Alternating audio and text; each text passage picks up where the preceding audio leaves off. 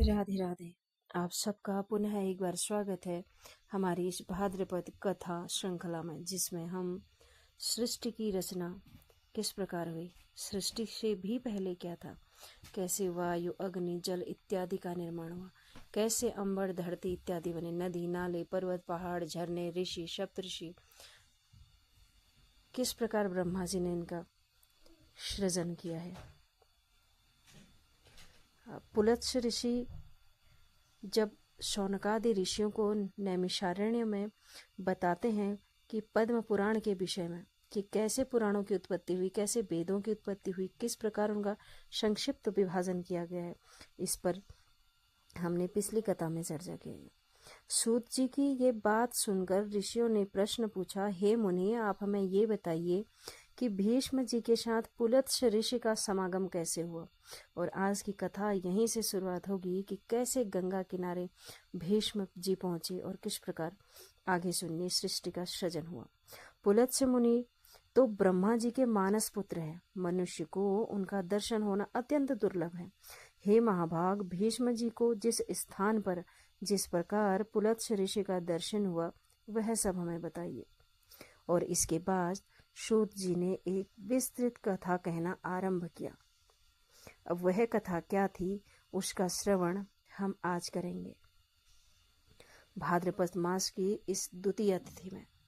आइए इस सुंदर कथा का श्रवण करते हैं, जिसमें यदि हम कथाओं को शुरू से अंत तक सुनेंगे तो निश्चित ही इन्हें सुनने की इच्छा, जानने की इच्छा हमारे हृदय में और बढ़ेगी। तो इसलिए इस कथा श्रृंखला में बने रहिए। आगे बढ़ते हैं। सूत जी ने कहा, हे महात्माओं, साधुओं का हित करने वाली विश्व पावनी महाभागा गंगा नदी, जहाँ पर्वतमालाओं को भेद कर बड़े वेग से बाहर निकलती है, वो महान तीर्थ गंगा द्वार के नाम से विख्यात है।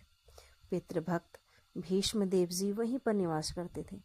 वे ज्ञान उपदेश सुनने की इच्छा से बहुत दिनों से महापुरुषों के नियम का पालन कर रहे थे। स्वाध्याय और तर्पण के द्वारा देवताओं और पितरों की तृप्ति और अपने शरीर का शोषण करते हुए भीष्म जी के ऊपर भगवान ब्रह्मा जी अत्यंत प्रसन्न हुए।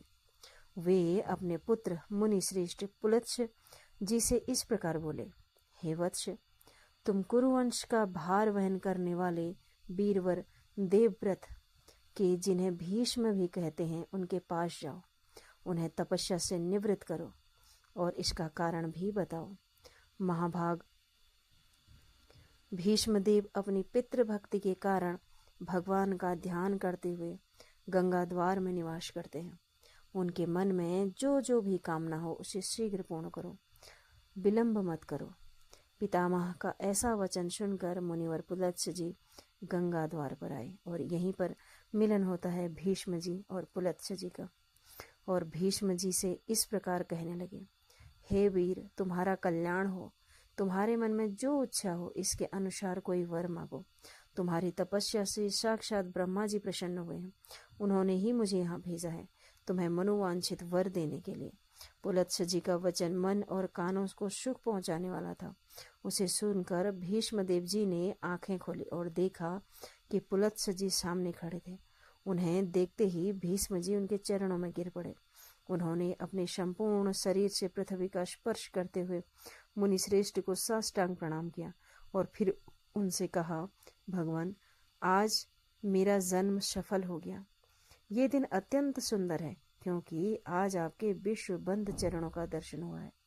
आज आपने दर्शन दिया और विशेषता मुझे वरदान देने के लिए गंगा जी के तट पर पदार्पण किया। इतने से ही मुझे अपनी तपस्या का सारा फल मिल गया। हे ऋषिवर, ये कुश की चटाई है जो मैंने अपने हाथों से बनाई है। जहाँ तक हो सका इस बात का प्रयत्न किया है कि ये बैठने के लिए आराम देने वाली हो। इस प्रकार कहकर उनसे आग्रह कर उस चटाई पर बैठने के लिए आग्रह करने लगे। पलाश के दोने में अर्घ्य प्रस्तुत किया गया। उसमें दूध, चावल, फूल, कुश, सरसों, दही, शहद, जौ और दूध भी मिले हुए थे। प्राचीन काल में के ऋषियों के ये अष्टांग अर्घ्य ही अतिथि अर्पण करने योग्य बताया गया है, यानी अतिथि का सत्कार करने योग्य बनाया गया है। अमित तेजस्वी भीष्म जी के ऐसे वचन सुनकर ब्रह्मा जी के पुत्र पुलत्स्य मुनि कुशासन पर बैठ गए और बड़ी प्रसन्नता के साथ पाद्य और अर्घ्य स्वीकार किया। भीष्म जी के शिष्टाचार से उन्हें बड़ा संतोष हुआ और फिर ये प्रसन्न होकर कहने लगे, हे महाभाग, तुम सत्यवादी, दानशील और सत्य प्रतिज्ञ राजा हो। तुम्हारे अंदर लज्जा, मैत्री, क्षमा, सद्गुण शोभा पा रहे हैं। तुम्हें अपने पराक्रम से शत्रुओं को दमन करने में समर्थ हो। साथ ही धर्मज्ञ, कृतज्ञ, दयालु, मधुरभाषी, सम्मान और योग्य पुरुषों के सम्मान देने वाले हो। विद्वान ब्राह्मण हो, भक्त और साधुओं पर स्नेह रखने वाले हो। तो प्रणाम पूर्वक मेरी शरण में आए हो, इसलिए मैं तुम पर प्रसन्न हूँ।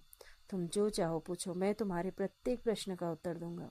ऋषि के ऐसे वचन सुनकर भीष्म जी ने कहा, हे भगवान, पूर्व काल में भगवान ब्रह्मा जी ने किस स्थान पर रहकर देवताओं आदि सृष्टि की रचना की थी? अब कथा यहाँ से सुनिए। सृष्टि की रचना किस प्रकार हुई थी, मुझे बताइए। उन महात्मा ने कैसे ऋषियों देवताओं को उत्पन्न किया, कैसे पृथ्वी बनाई, किस प्रकार आकाश की रचना की, किस प्रकार इन समुद्रों को प्रकट किया, भयंकर पर्वत, वन, नगर कैसे बनाए, मुनियों, प्रजापतियों, श्रेष्ठ सप्त ऋषियों, भिन्न भिन्न वर्णों को किस प्रकार बनाया, वायु को, अग्नि को, गांधर्वों को, यक्षों, राक्षसों, तीर्थों, नदियों, सूर्य आदि ग्रहों, तारकों को भगवान ब्रह्मा ने किस प्रकार उत्पन्न किया होगा, इन सभी को कृपया मुझसे वर्णन कीजिए। यह सुनकर ऋषि पुलत्स्य ने कहा, हे पुरुष श्रेष्ठ, भगवान ब्रह्मा साक्षात परमात्मा है। वे पर से भी पर और अत्यंत श्रेष्ठ है। उसमें रूप और वर्ण आदि का अभाव है। वे यद्यपि सर्वत्र व्याप्त है, फिर भी ब्रह्मा रूप में से इस विश्व की उत्पत्ति करने के कारण विद्वानों ने उन्हें ब्रह्मा कहा। उन्होंने पूर्व काल में जिस प्रकार सृष्टि की रचना की, वह सब मैं तुम्हें बता रहा हूँ। अब ध्यान से सुनिए। भगवान ब्रह्मा ने जिस प्रकार पूर्व काल में सृष्टि की रचना की, ध्यानपूर्वक सुनो। भगवान ब्रह्मा ने सबसे पहले जल की रचना की, फिर उसमें बीज डाला जिससे एक सुनहरा अंडा बना। उस अंडे से भगवान ब्रह्मा स्वयं प्रकट हुए, जिसने उन्होंने सृष्टि की रचना का कार्य प्रारंभ किया। उन्होंने सबसे पहले देवताओं, ऋषियों, अन्य प्राणियों की रचना की। फिर उन्होंने पृथ्वी, आकाश, समुद्र, पर्वत, वन, नगरों की रचना की। उन्होंने वायु, गंधर्वों, यक्षों, राक्षसों, तीर्थों और नदियों की रचना की।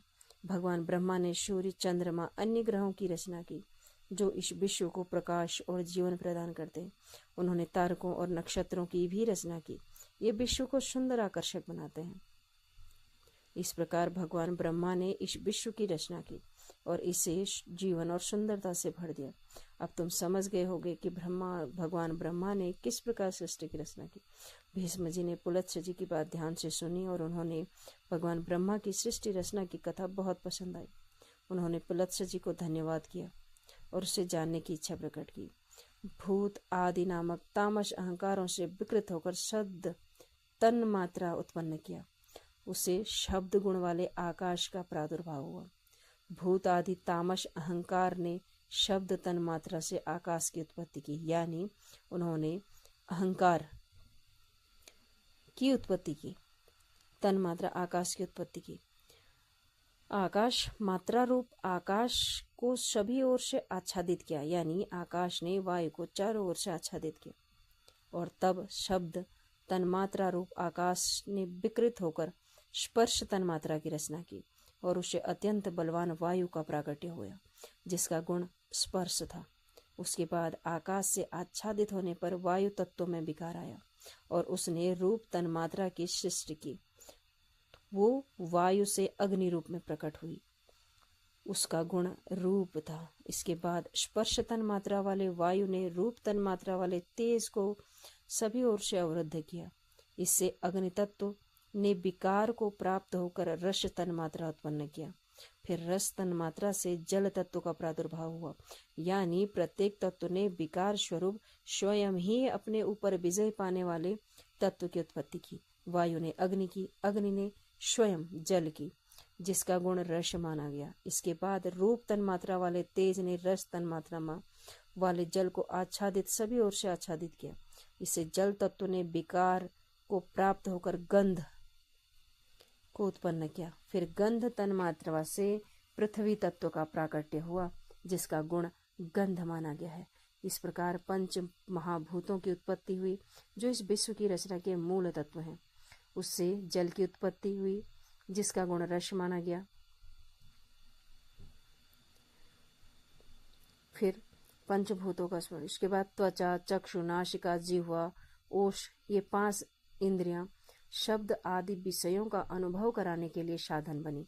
यानी पंचभूतों का स्पर्श अनुभव कराने के लिए ये 5 ज्ञानेंद्रियां बनी। इन 5 बुद्धि युक्त अर्थात ज्ञानेंद्रियां कहते हैं। गुदा, उपस्थ, हाथ, पैर, वाक, ये क्रमशः मल त्याग, मैथुन जनित सुख, शिल्प निर्माण, हस्त कौशल, गमन और शब्द उच्चारण इन कर्मों में सहायक होते हैं, इसलिए इन्हें कर्मेंद्रिय माना गया।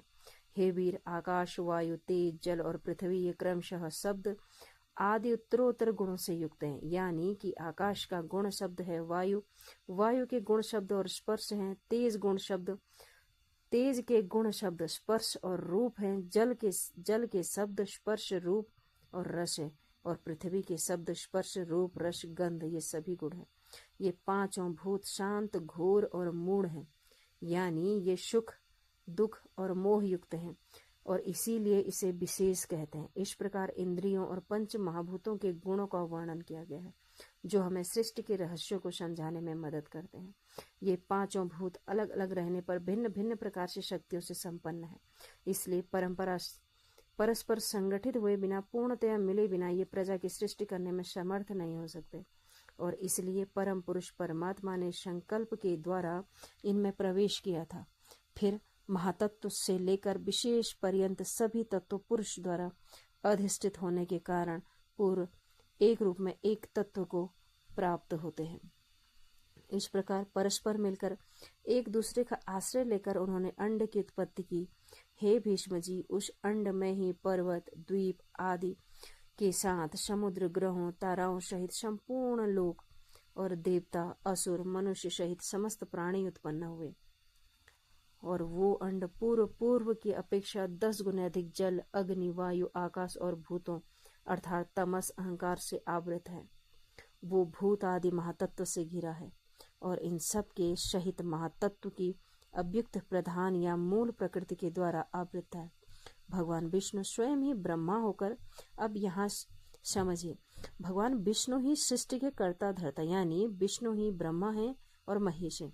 भगवान विष्णु स्वयं ही ब्रह्मा होकर संसार की सृष्टि में प्रवृत्ति है, और जब कल्प की स्थिति बनी रहती है तब वही युग युग में भिन्न भिन्न अवतार धारण कर समुच्च सृष्टि की रक्षा करते हैं। वे भगवान विष्णु सत्य गुण धारण किए हुए हैं और उनके पराक्रम की कोई सीमा नहीं है।